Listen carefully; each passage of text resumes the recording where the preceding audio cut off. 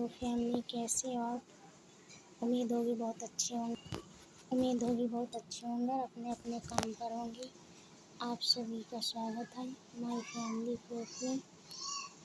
आज हम बताने जा रहे हैं एक फैमिली की और एक फैमिली से दूसरी फैमिली की कहानी।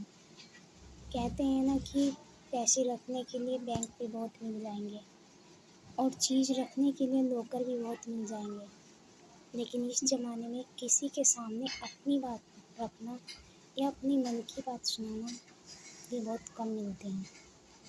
इसीलिए वो कहते हैं कि जब एक पिता अपनी बेटी के लिए परिवार देखने जाता है ना, तो वे हमेशा दो बातों का ध्यान रखें। पहली बात, वो एक आवारा किस्म का लड़का ना हो, और नंबर 2, वो दारू शराब जो है इन सब से दूर हो।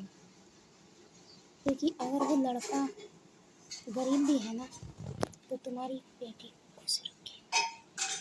क्योंकि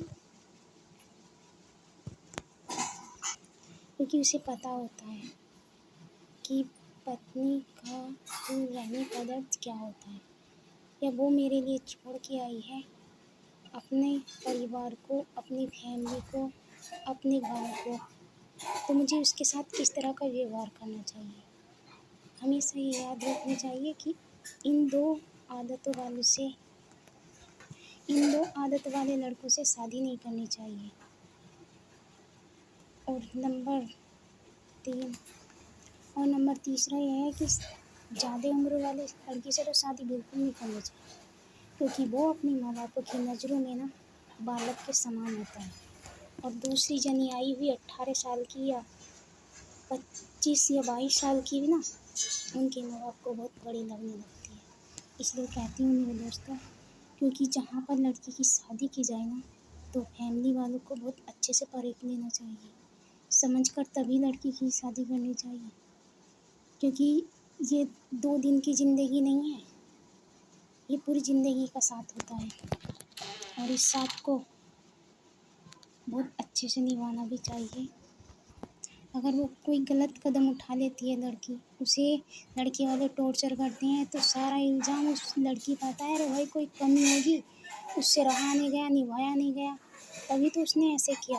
लेकिन परिवार वाले की कमी कोई नहीं देखता है, उसके पति की कमी कोई नहीं देखता है, उसकी सासु ससुरों, उसकी नंद की, उसके देवर की कमी कोई नहीं देखता है। लेकिन मरने के बाद ना उसमें 1000 कमियाँ निकाल दी जाती हैं कि हाँ ज़रूर कोई कमी हुई होगी, तभी तो उसने ऐसे किया है। और फिर उसके माँ बाप क्या करते हैं, ये बेचारे शांत होकर बैठ जाते हैं कि पता नहीं, हम तो अपनी बेटी से बहुत दूर थे, क्या वजह थी, क्या कमी थी जो उसने ऐसा किया, गलत कदम उठाया। लेकिन उस गलत कदम उठाने का नतीजा या इल्ज़ाम दिवाने वाले उसके परिवार वाले होते हैं, और कोई नहीं होता है। कि हाँ, सामने तो बाहर जाके दिखाते हैं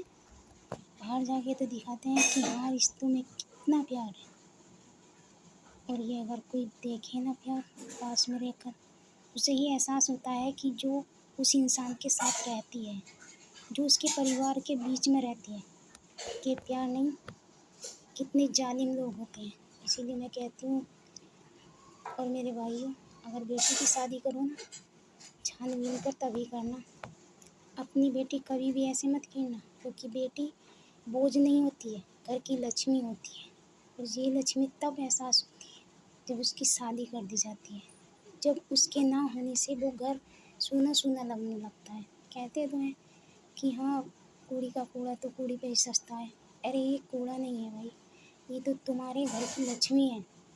जहाँ चाहो तुम बाहर उसका हाथ थमा सकते हो। इसका मतलब ये नहीं है कि तुम बिल्कुल ही कुछ मत देखो।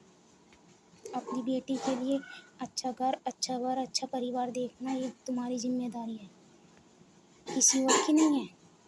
लेकिन आज तक के टाइम में तो कलयुग है, लव मैरिज पर ज़्यादा निर्भर हो रहे हैं, और लव मैरिज करने वाले ड्रमों में भरे जा रहे हैं। पहले अरेंज मैरिज होती थी, सबकी पसंद से, लड़के की पसंद या लड़की की पसंद नहीं थी। अब तो मियाँ बीबी राजी, और क्या करेगा मुल्ला गाजी, बस हो गई लव मैरिज। Bye bye.